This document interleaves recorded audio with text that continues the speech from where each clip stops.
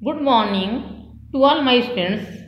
आज हम आपको क्लास 8 हिंदी व्याकरण चैप्टर 6 कारक के बारे में बताएंगे। सबसे पहले हम आपको बताएंगे कि कारक क्या है। संज्ञा या सर्वनाम के जिस रूप द्वारा वाक्य के अन्य शब्दों से उसका संबंध जाना जाता है उसे कारक कहते हैं। नीचे दिए दोनों वाक्यों को ध्यान से पढ़िए। छत बंदर है, चित्रा फूलों पर सजाया। आपने देखा कि वाक्य होते हुए भी स्पष्ट नहीं है, क्योंकि वाक्य में प्रयुक्त इन शब्दों का आपस में कोई संबंध नहीं है।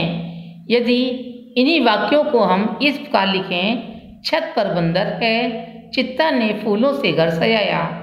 इन वाक्यों में छत और बंदर का संबंध स्पष्ट हो रहा है। इसी प्रकार चित्रा और फूलों का संबंध स्पष्ट हो रहा है। जो शब्द वाक्य में प्रयुक्त संज्ञा या सर्वनाम शब्दों का संबंध आपस में जोड़ते हैं उन्हें कारक कहते हैं। ये कारक चिन्ह परसर्ग या विभक्ति कहलाते हैं। जिस प्रकार परिवार के सदस्यों का आपस में एक दूसरे से अलग अलग संबंध होता है और उनसे परिवार बनता है, ठीक उसी प्रकार भाषा में शब्दों का आपसी संबंध कहलाता है। ये संबंध परसर्ग या विभक्ति चिन्ह द्वारा दर्शाया जाता है। कारक के भेद। कारक के 8 भेद होते हैं। इनके नाम और चिन्ह इस प्रकार हैं। कारक विभक्ति या परसर्ग। कर्ता ने, कर्म को, करण से के द्वारा, संप्रदान को के लिए, अपादान से अलग होना, संबंध का के की रारेरी। अधिकरण में पर। संबोधन हे अरे। पहला कर्ता कारक। संजना ने गाना गाया, ऋचा चित्र बनाती है। किसने गाना गाया? संजना ने। किसने बनाया? ऋचा ने। उपरोक्त दोनों वाक्यों में काम करने का कार्य क्रमशः संजना और ऋचा कर रही है। क्रिया को करने वाला कर्ता कहलाता है। कर्ता कारक की विभक्ति ने है। दूसरा कर्म कारक। रचना सितार बजा रही है। माँ बच्चे को पढ़ा रही है। क्या बजा रही है? सितार। किसको पढ़ा रही है? बच्चे को। जिस शब्द पर कर्ता की क्रिया का फल पड़े उसे कर्म कारक कहते हैं। कर्म कारक की विभक्ति को है। इसे पहचानने के लिए क्रिया से पूर्व क्या तथा किसको का प्रश्न किया जाता है। जो उत्तर मिलता है वह कर्म कारक होता है। कर्म कारक में कभी को विभक्ति का प्रयोग किया जाता है, नहीं भी किया जाता है। तीसरा करण कारक। राहुल की माँ आग से दिए जलाती हैं। बच्चा पेंसिल से लिख रहा है। किससे जलाती हैं? आग से। किससे लिख रहा है? पेंसिल से। जिस साधन द्वारा या जिसकी सहायता से कार्य पूरा होता है उसे करण कारक कहते हैं। करण कारक की विभक्ति से के द्वारा है। चौथा संप्रदान कारक। आदिल की माँ रोटी पका रही हैं। नरेश की माँ नरेश से बहुत प्यार करती हैं। किसके लिए लाई? आदिल के लिए। किससे प्यार करती है? नरेश से। जिसके लिए क्रिया की जाती है वह संप्रदान कारक कहलाता है। संप्रदान कारक की विभक्ति को तथा के लिए है। अपादान कारक। नल से पानी टपकता है। सूरज उत्तर से निकलता है। किससे पानी टपकता है? नल से। कहाँ से निकलता है? उत्तर से। जिस शब्द से अलग होने का भाव प्रकट हो उसे अपादान कारक कहते हैं। अपादान कारक की विभक्ति से है। संबंध कारक। राजू की घड़ी मिल गई, अखिल का भाई नटखट है। किसकी घड़ी मिल गई? राजू की। किसका भाई नटखट है? अखिल का। जो शब्द का संबंध किस दूसरे शब्द से बताया जाए उसे संबंध कारक कहते हैं। संबंध कारक की विभक्ति का, के, की तथा रा, रे, री है। 7वां अधिकरण कारक। दुकान में बहुत भीड़ है, मेज पर फूल रखे हैं।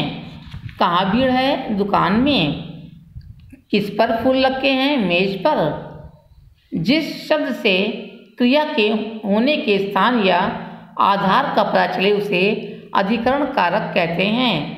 अधिकरण कारक की विभक्ति में तथा पर है। अभी तक आपने सीखा। पहला, संज्ञा या सर्वनाम शब्दों का क्रिया के साथ संबंध बताने वाले शब्द कारक कहलाते हैं। दूसरा, कारक चिन्हों को परसर्ग या विभक्ति कहते हैं। तीसरा, कारक के 8 भेद हैं। चौथा, कारकों को विभक्ति चिन्हों द्वारा पहचाना जा सकता है। आइए अब हम अभ्यास कार्य करते हैं। पहला, सही विभक्ति चिन्ह पर सही का चिन्ह लगाइए। कर्ता ने, कर्म को, करण से, के द्वारा, संबंधान को, के लिए, अपादान से, अलग होना, संबंध का, के, की, अधिकरण में, पर, संबोधन हे, अरे। दूसरा, रिक्त स्थानों की पूर्ति उचित कारक चिन्हों द्वारा कीजिए।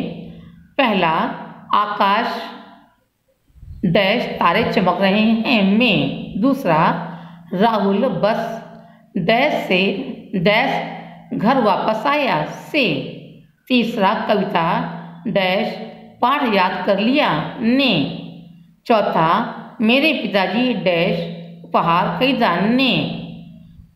पांचवा, डैश इतना क्यों बोलते हो? अरे।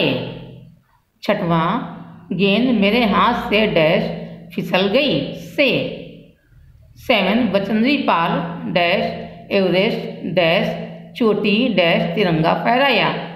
बचेंद्री पाल ने एवरेस्ट की चोटी पर तिरंगा फहराया। तीसरा, नीचे दिए वाक्यों में सही और गलत का चिन्ह लगाइए। पहला, मैंने बाजार गया। दूसरा, मैं बाजार गया। इसमें पहला शब्द मैंने बाजार गया ये गलत है। पहला वाक्य मैंने बाजार गया गलत है। मैं बाजार गया ये सही है। दूसरा, रिंकू का भाई मेरे साथ पढ़ता है यह वाक्य सही है। रिंकू के भाई मोरा साथ पढ़ता है ये गलत है। तीसरा, पक्षी ने चहचहाने लगा ये गलत वाक्य है। पक्षी चहचहाने लगे ये वाक्य सही है। चौथा, मुझे बाजार जाना है यह सही है। मैंने बाजार जाना है यह वाक्य गलत है। पांचवा, तेरे को कुछ नहीं पता यह वाक्य गलत है। तुझे कुछ नहीं पता यह वाक्य सही है। चौथा, रंगीन शब्दों के कारक बताइए। पहला, छुट्टियों में हम शिमला जाएंगे यहाँ में शब्द अधिकरण कारक है। दूसरा, ऋचा ने नाटक में भाग लिया ने कर्ता कारक है में अधिकरण कारक है। तीसरा, बगीचे की दीवार बहुत ऊंची है इसमें संबंध कारक है। चौथा, पेड़ पर आम लगे हैं इसमें पर शब्द अधिकरण कारक है। पांचवा, नवीन को पुरस्कार मिला को कर्म कारक है। छठवां, मैं रोज बस से स्कूल जाती हूँ यहाँ से कर्ण कारक है। सातवां, मैंने अध्यापिका के लिए कार्ड बनाया के लिए संबोधन कारक है।